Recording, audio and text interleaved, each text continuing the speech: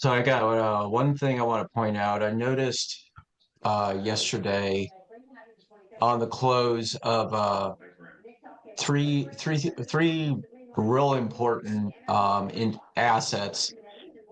If you'll shut off your um, there we go. This is the U.S. dollar. This is the S&P. This is the 10-year U.S. Treasury. All of them closed down yesterday. U.S. Treasury is the yield. When I refer to closing down on the U.S.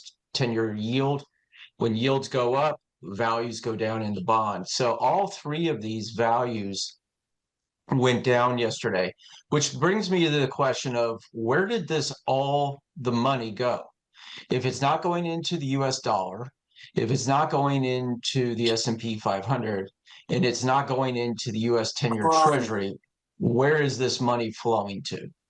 And this, in my opinion, could be a very strong indicator of where money is flowing and where money is flowing out of. And from my perspective, this is the death trifecta. If we continuously see lower lows on the U.S. Treasury or U.S. dollar, the S&P, and higher yields on the 10-year U.S. Treasury, we're going to continue to see downward pressure on the U.S. market in general.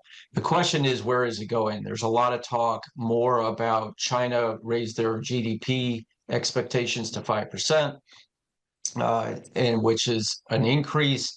And China is starting to see more an increase in their overall values of their market. So this is something I'm keeping an eye on, just like I'm keeping an eye on the VIX, which today sits at 2374 before market open.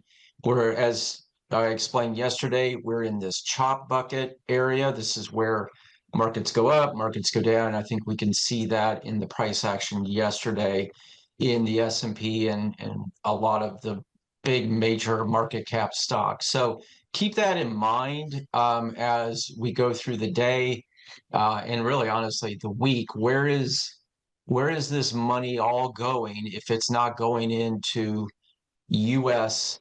Assets like the dollar, like the U.S. Treasury, like the S&P? So I just wanted to point that out because I thought I found it very, very interesting. So